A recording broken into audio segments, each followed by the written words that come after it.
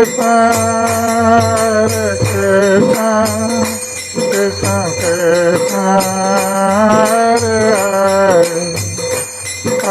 Rama, Rama Rama Rama, Hare Hare.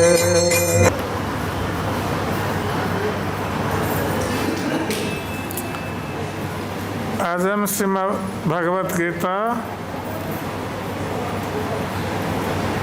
तृतीय अध्याय श्लोक नंबर 39 का पाठ कर रहे हैं। इस अध्याय का नाम कर्म योग।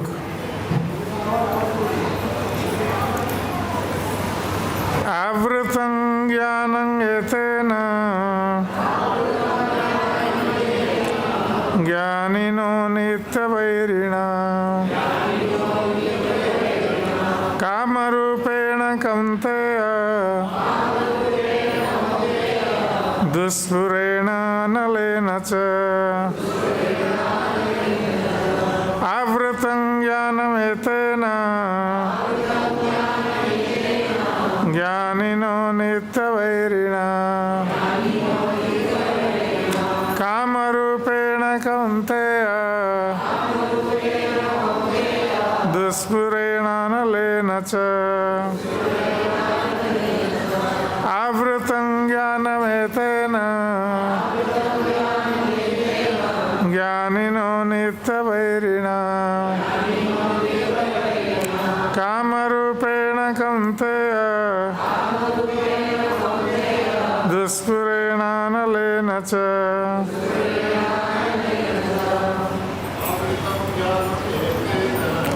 आवृतं ज्ञानमेतेन ज्ञानिनो नित्यवैरिणा कामरूपेण कौन्तेय दुष्पुरेण नलेन च आवृतं ज्ञानमेतेन ज्ञानिनो नित्यवैरिणा कामरूपेण कौन्तेय दुष्पुरेण नलेन च आवृतं ज्ञानमेतेन ज्ञानिनो नित्यवैरिणा कामरूपेण कौन्तेय दुष्पुरेण नलेन च आवृतं ज्ञानमेतेन ज्ञानिनो नित्यवैरिणा कामरूपेण कौन्तेय दुष्पुरेण नलेन च आवृतं ढका हुआ ज्ञानम शुद्ध चेतना एतेन इससे ज्ञानिना ज्ञाता का नित्य वैरिणा नित्य शत्रु द्वारा काम रूपेण काम के रूप में कौन्तेय हे कुंती पुत्र दुष्पुरेण कभी भी तुष्ट न होने वाली अनलेन अग्नि द्वारा च भी। इस श्लोक का अनुवाद और तात्पर्य श्रील प्रभुपाद के द्वारा अनुवाद। इस प्रकार ज्ञानमय जीवात्मा की शुद्ध चेतना उसके काम रूपी नित्य शत्रु से ढकी रहती है, जो कभी भी तुष्ट नहीं होता और अग्नि के समान जलता रहता है।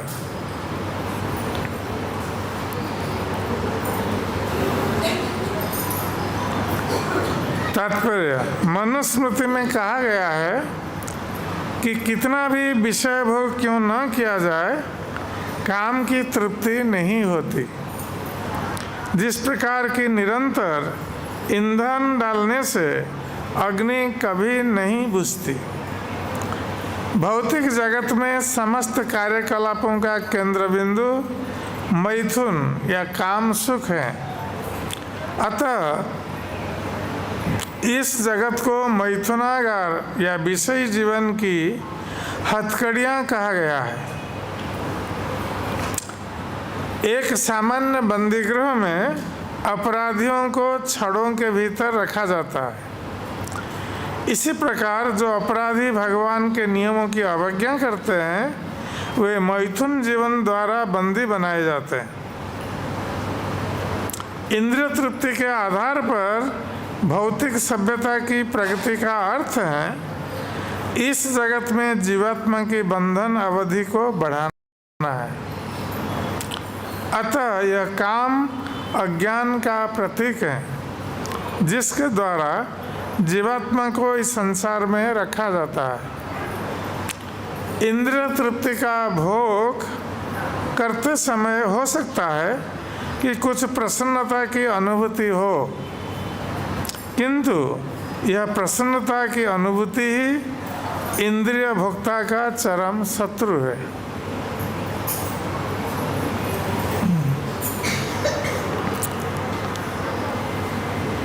तो श्रीमद् भगवत गीता के इस श्लोक में भगवान श्री कृष्ण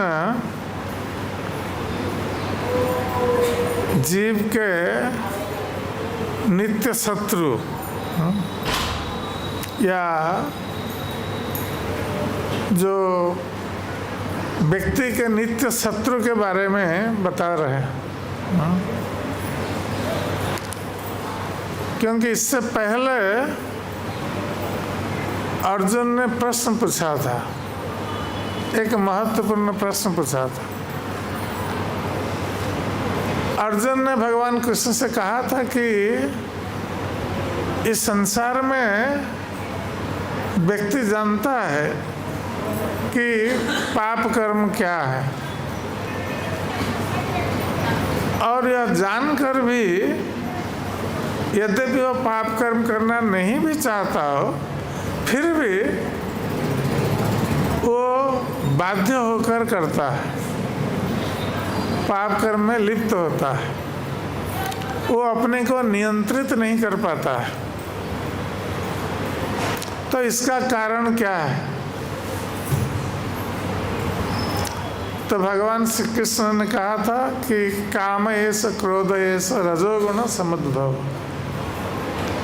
इसका मुख्य कारण है कि काम वासना,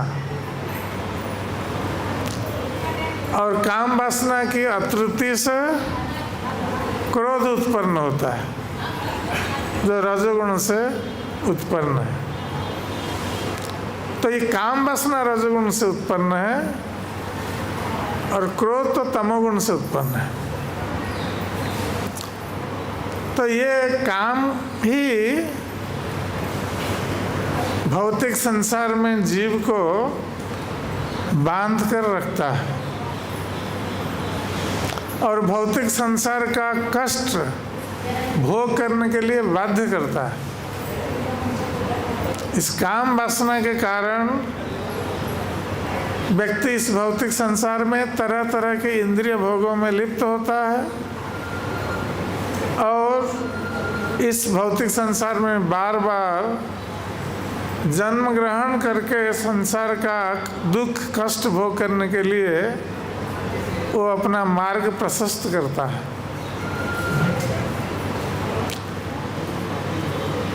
तो भगवान श्री कृष्ण इसलिए कह रहे हैं कि ये संसार जो है ये मैथुनागार है। ये मैथुन का आगार या ये बंदी गृह है। यहाँ पर सब बंधे हुए हैं। जिस प्रकार प्रभुपाद जी तात्पर्य में उदाहरण देते हैं कि जो लोग राष्ट्र के नियमों की अवज्ञा करते हैं उनको बंदी गृह में रखा जाता है संशोधन करने के लिए। उसी प्रकार जो लोग भगवान के नियमों की अवज्ञा करते हैं उनको इस संसार रूपी बंदी गृह में रखा जाता है। और इस संसार रूपी बंदी गृह में रहकर जब व्यक्ति कष्ट भोग करता है, दुख भोग करता है, बार बार जन्म ग्रहण करता है और तरह तरह की योनि में जन्म ग्रहण करता है, और इस प्रकार कष्ट भोग करता है, तो हो सकता है कि किसी के मन में ये अनुभव आए कि संसार दुखमय है, इससे मुक्त होने का उपाय क्या है, इसके संबंध में हम खोज करेंगे। क्योंकि जब तक ये मन में जिज्ञासा उत्पन्न नहीं होती है कि कैसे इस दुख से, संसार के दुख से मुक्ति प्राप्त होगी, तब तक हम आध्यात्मिक जीवन के लिए या भगवान की सेवा के लिए उन्मुख नहीं हो सकते। ये उत्सुकता या जिज्ञासा उत्पन्न होना मन में ये बहुत आवश्यक है, और ये जिज्ञासा अनुभव से आता है, संसार के दुखों के अनुभव से। जैसे इसके पूर्ववर्ती श्लोक में भगवान कृष्ण ने बताया है कि धूमेन व्रियते वह्नि। इसमें 3 उदाहरण दिए गए हैं कि जिस प्रकार जब अग्नि प्रज्वलित की जाती है तो धुआं निकलता है, ये स्वाभाविक है। किंतु फिर भी अग्नि अपने काम को करती है। यद्यपि धुएं के द्वारा अग्नि आवृत है, फिर भी अग्नि अपना काम करती है, जलाने का काम। ये पिछले श्लोक में आप लोग सुन चुके होंगे। और पुनः और एक उदाहरण देते हैं, दर्पण। दर्पण में मैल जमा हुआ है,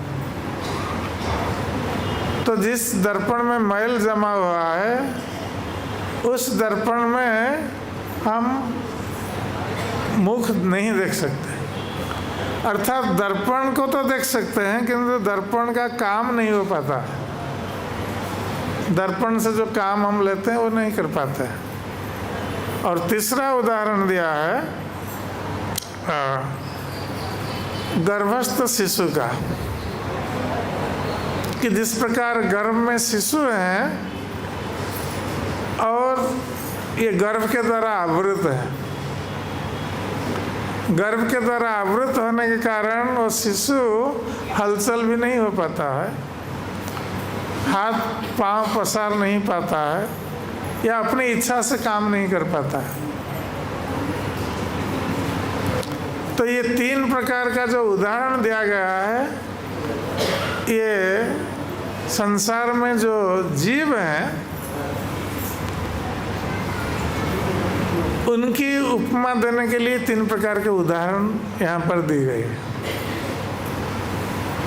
कि जो जिस प्रकार गर्भस्थ शिशु हैं, गर्भ द्वारा आवृत हैं, वो कुछ नहीं कर सकता। उसी प्रकार जो वृक्ष लताएं हैं, इनमें जीवन है किंतु वो आवृत चेतना, उनकी चेतना आवृत हो गई है। इस प्रकार गर्भ के द्वारा गर्भस्थ जीव आवृत रहता है, इसलिए उसमें कृष्ण चेतना का उद्रेक होना संभव नहीं है वृक्षलताओं में, क्योंकि चेतना आवृत है। और जो दर्पण का उदाहरण दिया गया है, वो दर्पण के उदाहरण ये जो पशु पक्षी है, तो उनके साथ ये उदाहरण दिया गया है कि दर्पण मैल से आवृत होने पर जिस प्रकार हम उस मुख नहीं देख सकते, या दर्पण का उपयोग नहीं कर सकते। तो उसी प्रकार जो पशु पक्षी हैं उनकी चेतना आवृत हो गई। और किस प्रकार आवृत हुई है? संकुचित, पूर्ण रूप से आवृत नहीं है। जैसे दर्पण का मैल साफ करने से हम देख सकते हैं, तो ये पशु पक्षी हैं उनकी चेतना संकुचित चेतना है। पेड़ पौधों की चेतना आवृत चेतना है, पूर्ण रूप से आवृत है। और पशु पक्षी इनकी चेतना संकुचित चेतना है। किंतु मनुष्य जो है ये अग्नि के समान है, इसकी चेतना को जागृत किया जा सकता है। यद्यपि अग्नि के साथ धुआं भी होता है, किंतु फिर भी अग्नि अपने जलने का काम करती है। उसी प्रकार मनुष्य की चेतना थोड़ी सी आवृत होने पर भी उसको जगाया जा सकता है, जलाया जा सकता है। तो इसका अर्थ है कि मनुष्य जन्म में ही व्यक्ति अपनी चेतना को जगाकर भगवत उन्मुखी हो सकता है और भौतिक संसार के दुखों से, कष्टों से मुक्त होने के लिए प्रयास कर सकता है। इसलिए इस श्लोक में भगवान कहते हैं आवृतं ज्ञानं एतेन ज्ञानिनो नित्य वैरिणा। किंतु जो ज्ञानी मनुष्य की चेतना ये आवृत होती है किसके द्वारा? जो उसके नित्य वैर अर्थात शत्रु है। शत्रु के द्वारा व्यक्ति की चेतना आवृत हो जाती है। और वो शत्रु क्या है? काम, काम रूपेण। जो काम वासना है ये मनुष्य का बहुत बड़ा शत्रु है। और इस काम वासना के कारण ये संसार चलता है। संसार में लोग रहना चाहते हैं काम वासना के कारण, इसलिए इसको मैथुनागार कहा गया है। और भगवान कृष्ण कहते हैं कि ये काम वासना जो है मनुष्य की ये नित्य शत्रु है। हम भौतिक संसार में छोटे बड़े शत्रुओं को अपना शत्रु, छोटे बड़े जो हमारा विरोध करते हैं उनको हम शत्रु मानते हैं, किंतु सबसे बड़ा शत्रु जो है हमारे भीतर बैठा हुआ है, उसको हम नहीं देखते हैं। हम बाहर के शत्रुओं को दमन करने के लिए प्रयास करते हैं, किंतु अपने भीतर जो बहुत बड़ा नित्य शत्रु बैठा है ये काम वासना, इसको दमन करने के लिए हम नहीं सोचते। और इस काम वासना के कारण इस भौतिक संसार में हम बंधे रहते हैं और बार बार 84 लाख योनियों में जन्म लेकर भटकते रहते हैं और दुख भोग करते रहते हैं। यदि ये काम वासना नहीं होती तो हमारी कोई समस्या नहीं होती। हम भगवती उन्मुख आसानी से हो सकते हैं और भगवत धाम को जा सकते हैं। ये काम वासना के कारण हम इस संसार में पड़े हुए हैं। इसलिए भगवान कृष्ण इसको नित्य शत्रु कहते हैं। ये जीव का नित्य शत्रु है ये काम वासना। तो कहते हैं कि काम रूपेण कौन्तेय दुष्पुरेण अनलेन कि ये जो काम वासना है ये दुष्पुर है, अर्थात वो कभी समित नहीं होती है, शांत नहीं होती है। हम तृप्त कभी नहीं होते काम वासना से। काम भोग करने पर भी हम तृप्त नहीं होते। और इसके विपरीत अनलेन से ये आग की तरह अधिक से अधिक ये काम वासना जलती रहती है, वर्धित होती रहती है। कोई सोच सकता है कि ठीक है, हमें काम वासना है, हम काम वासना को विवाह करके तृप्त कर लें, फिर हम भगवान का भजन करें। किंतु ये तृप्त नहीं होती है काम वासना। हम जितनी बार हम काम का उपभोग करना चाहते हैं, इंद्रिय उपभोग करना चाहते हैं, थोड़ा बहुत हमें तो सुख प्राप्त होता है, किंतु हम तृप्त नहीं होते। हम बार बार वही कार्य करने के लिए प्रयास करते हैं। जैसे श्रीमद् भागवतम में महाराज यजाति की बात आती है, तो महाराज यजाति हजारों वर्ष तक काम वासना का उपभोग करते रहे, फिर भी तृप्त नहीं हुए थे। अंत में उनको ये अनुभव आया कि वस्तुतः ये संसार जो है, ये कितना भी काम वासना का उपभोग हम करें, काम का उपभोग करें, फिर भी हम कभी तृप्त नहीं हो सकते। इसलिए महाराज यजाति ने वो नर और मादा बकरी का उदाहरण दिया था अपनी पत्नी के साथ बातचीत करते हुए। और ये अनुभव करते हुए महाराज यजाति ने अंत में अपने गृहस्थ जीवन को त्याग दिया और भगवान कृष्ण के चरणों में अपने को समर्पित करते हुए वो भगवत धाम को चले गए।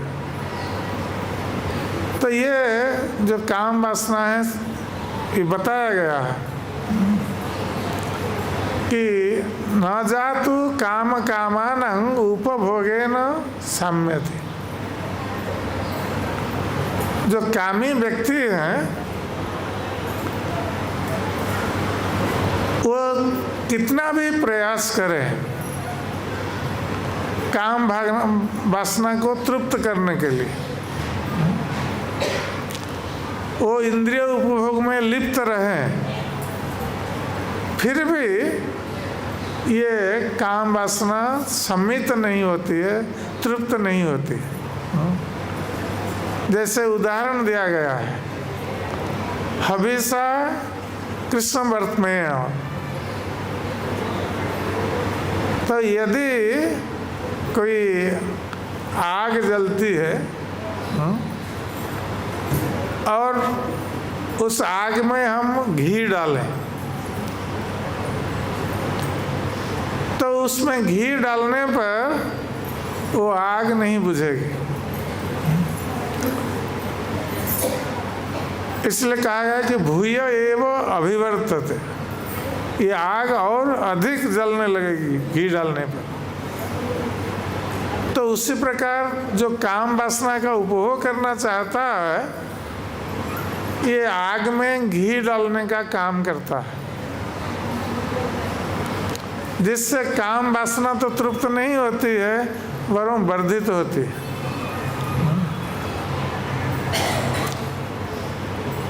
इसलिए श्रीमद् भागवतम में बताया गया है कि ये काम वासना को एक कंडू रोग के समान तुलना की गई कि ये कंडू यनेन करोयोरिव दुख दुखम। जिस प्रकार कंडू रोग होता है और कंडू रोग में खुजलाने के लिए हम प्रयास करते हैं और सोचते हैं कि खुजलाने पर हमें थोड़ा सुख मिलेगा, इस कंडू रोग से हमें मुक्ति मिलेगी, हम खुजलाते हैं। किंतु तृप्त्यंति नेह कृपणा बहु दुख भाजा।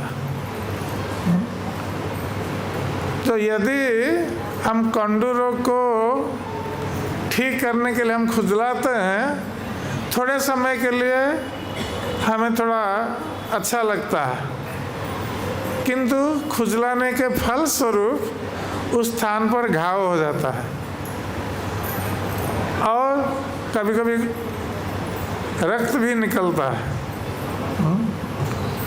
तो उस खुजलाने की पीड़ा बाद में हमें सहन करनी पड़ती है। तो इसी प्रकार इस भौतिक संसार में जो कृपण व्यक्ति है, कृपण व्यक्ति वही है जो मनुष्य जन्म प्राप्त होकर इसका सही उपयोग नहीं करता है,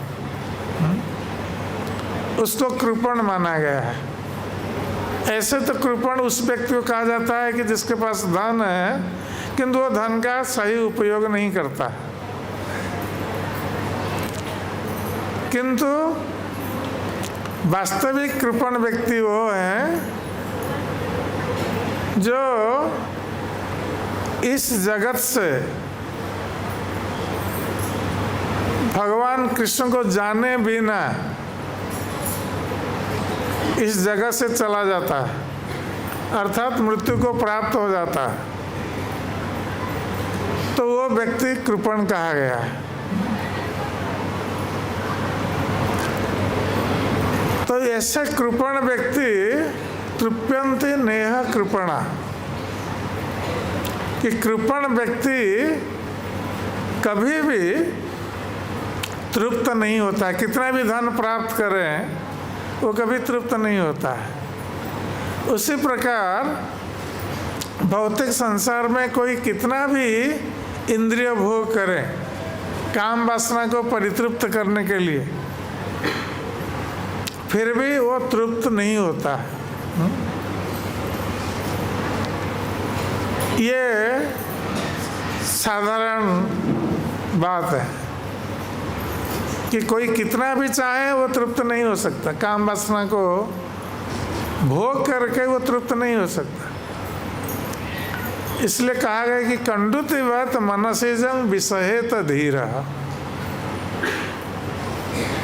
कि ये जो कंडु रोग हैं काम वासना, तो ये मैथुनादि गृहमेदि सुखमि तुच्छम, ये बहुत तुच्छ है। मैथुन सुख अति तुच्छ सुख है और इसको ये कंडु रोग के समान है, और इससे बचना है तो कंडुतिवत मनसिजं विषहेत धीरा। जिस प्रकार कंडु रोग में खुजलाने पर हमें अधिक पीड़ा प्राप्त होती है, किंतु यदि उस कंडु रोग को हम सहन कर ले, खुजलाने की चेष्टा ना करें, तो फिर बाद में अधिक पीड़ा उत्पन्न नहीं होगी। उसी प्रकार ये जो मैथुन सुख है, इसको भोग करने की चेष्टा करने के स्थान पर जो धीर व्यक्ति है, धीर व्यक्ति जो काम वासना से जो उद्वेलित या उत्तेजित नहीं होता है, उसको धीर बताया गया है। जो काम वासना से उत्तेजित हो जाता है उसको अधीर बताया गया। तो शिव जी धीर व्यक्ति के प्रतीक हैं। तो ऐसे जो धीर व्यक्ति हैं उसको क्या करना चाहिए? काम वासना के उत्पन्न होने पर उसको विषहेत धीरा, उसको सहन करना चाहिए, न कि काम वासना को तृप्त करने का प्रयास करना चाहिए। यदि व्यक्ति थोड़ा सा सहन कर लेता है तो बहुत बड़े कष्ट से वो बच जाता है। यहाँ तक कि संसार के कष्ट से सदा के लिए वो बच सकता है, क्योंकि व्यक्ति काम वासना को सहन नहीं कर पा रहा है, इसलिए संसार में आकर बार बार जन्म लेकर बार बार वो भोग करता है काम वासना को, फिर भी तृप्त नहीं होता है और कष्ट सहन करने के लिए बाध्य होता है। किंतु बुद्धिमान व्यक्ति यदि इस काम वासना को सहन कर ले तब यह संसार के कष्टों से सदा के लिए मुक्त हो सकता है। क्योंकि ये काम वासना मनसीज, ये जो काम वासना का काम सुख जो है ये मन से उत्पन्न सुख है, ये वास्तविक सुख नहीं है। मन में सोचते हैं कि हमें सुख प्राप्त हो रहा है, इसलिए उसको मनसीज बताया गया। ये मन से उत्पन्न सुख है, वास्तविक सुख नहीं। तो कैसे व्यक्ति सहन करे इस काम वासना को? इसका अर्थ है काम के स्थान अगले श्लोक में बताए जाएंगे। ये काम जो बहुत बड़ा शत्रु है मनुष्य का, ये कहाँ बैठता है काम, कहाँ रहता है शरीर में? ये अपने इंद्रियों पर, मन और बुद्धि पर रहता है। ये 3 स्थानों पर, ये 3 स्थान है, काम का 3 स्थान है। तो व्यक्ति जैसे भगवान श्री कृष्ण भगवत गीता में कहते हैं, ध्यायतो विषयान पुंसा संगस्तेषु उपजायते, संगात संजायते काम, काम क्रोध विजायते। तो पहले व्यक्ति इंद्रियों का उपयोग करता है। कैसे? यदि ये नेत्र एक इंद्रिय है और नेत्र का विषय क्या है? रूप। एक सुंदर रूप को जब नेत्र देखता है तो तुरंत सूचित करता है मन को, और मन में उस रूप को लेकर तरह तरह के विचार आते हैं। इसलिए मन में उस विचार को यदि कोई अधिक समय तक रखें और उस पर सोचें तो ध्यायतो विषयान पुंसा संगस्तेषु उपजायते। तो अधिक समय उस इंद्रिय भोग्य विषय की चिंता करने पर उस वस्तु को या व्यक्ति को प्राप्त होने के लिए, क्योंकि वो आसक्ति उत्पन्न हो जाएगी उस वस्तु या व्यक्ति के प्रति, और उसको प्राप्त होने के लिए कामना उत्पन्न हो जाएगी मन में। ये सब मन में चलता है पहले, क्योंकि मन का काम है चिंता करना।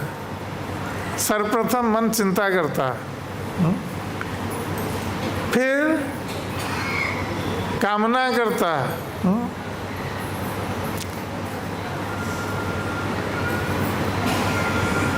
पहले तो चिंता करके मन में अनुभव करता है, फिर कामना करता है।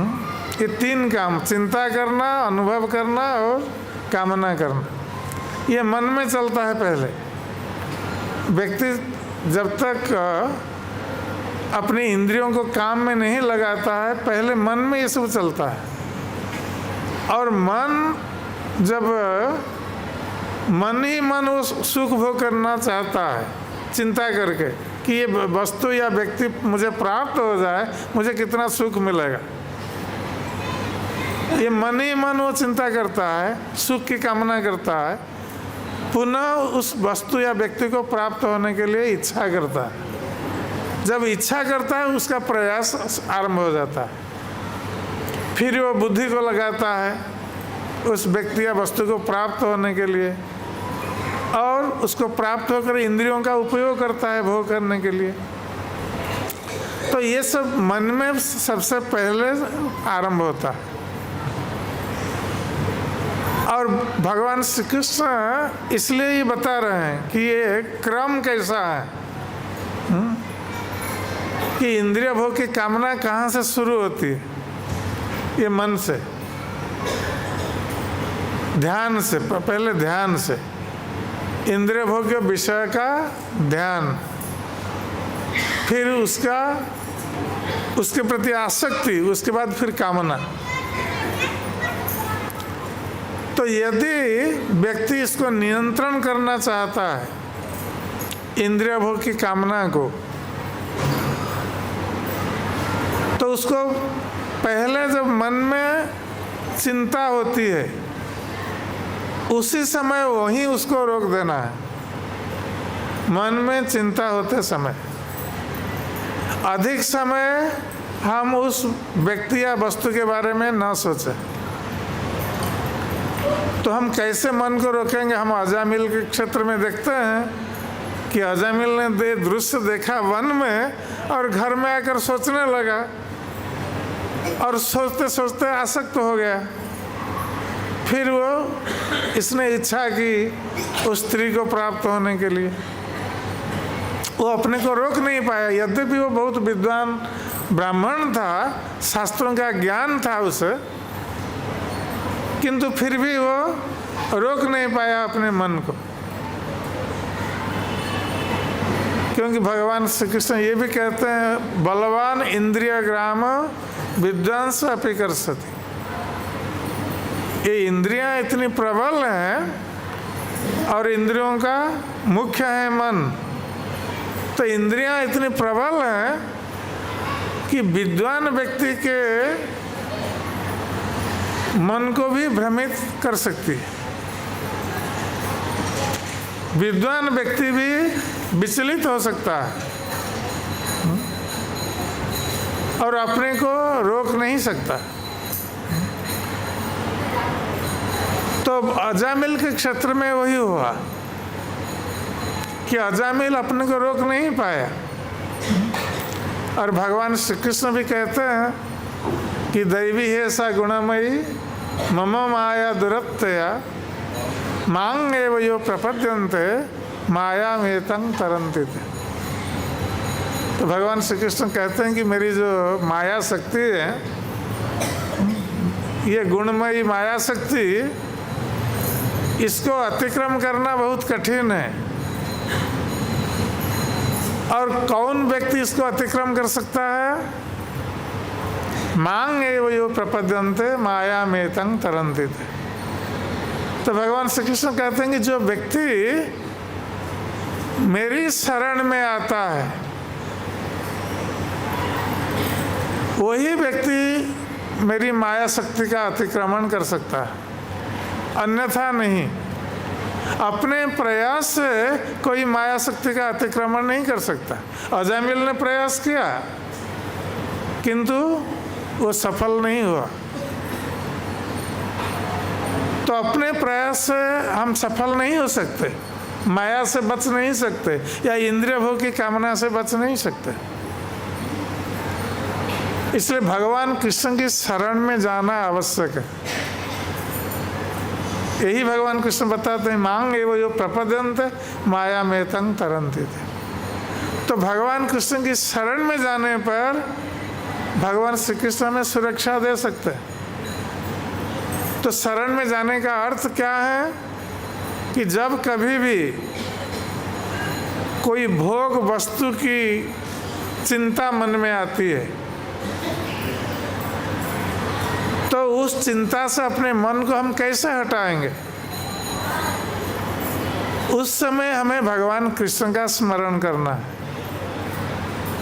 भगवान कृष्ण के रूप का ध्यान करना है और उनकी शरण में जाना है और बचाने के लिए भगवान कृष्ण से प्रार्थना करना है। यही एकमात्र उपाय है कि यदि हम कृष्ण की शरण में जाएं, उनकी चिंता करें, भोग की चिंता के स्थान पर कृष्ण की चिंता करें और उनसे प्रार्थना करें, उनकी शरण में जाएं, तो भगवान कृष्ण हमें बचा सकते हैं और मन में जो चिंता आती है वो चिंता भी चली जाएगी कृष्ण की चिंता करने पर। और इस प्रकार का अभ्यास हमें करना आवश्यक है, जिससे कि हम माया के प्रभाव से, काम वासना से बच सकते हैं। अन्यथा इससे बचना संभव नहीं। इसलिए भगवान श्री कृष्ण इस श्लोक में अपना जो मुख्य शत्रु है काम के बारे में बता रहे हैं कि ये कभी तृप्त नहीं होगी, काम वासना कभी तृप्त नहीं होगी।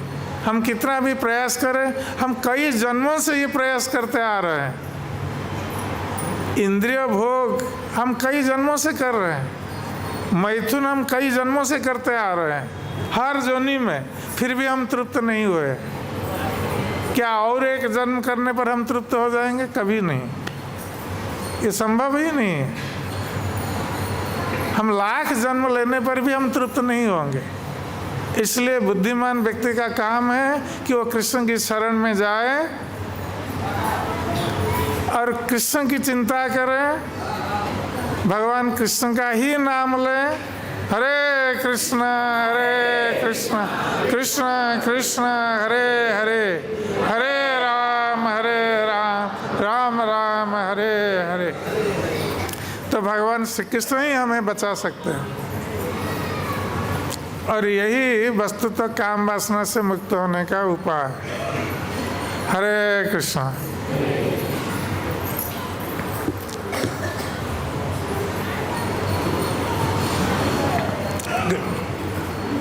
इसका कोई प्रश्न है? हमारे पास अधिक समय नहीं है, 1-2 मिनट है। प्रभु जी आ गए हैं। हाँ,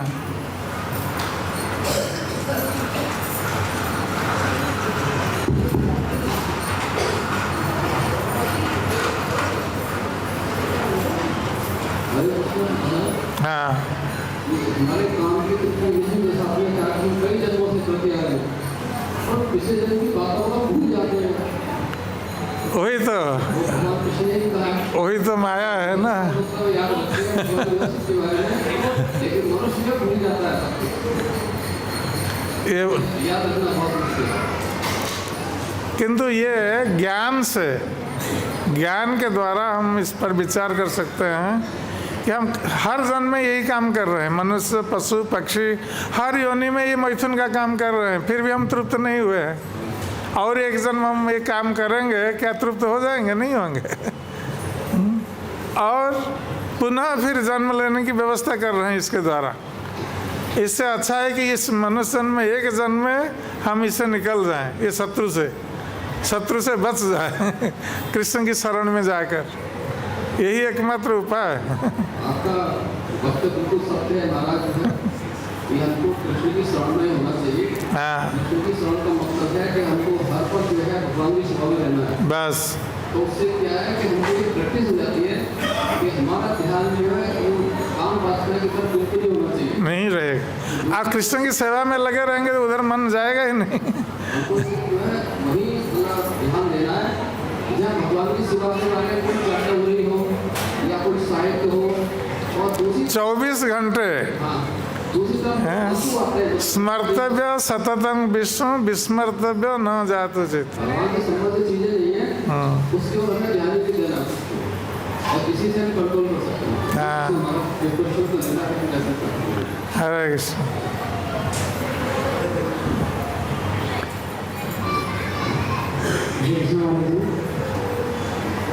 महाराज जी, काम वासना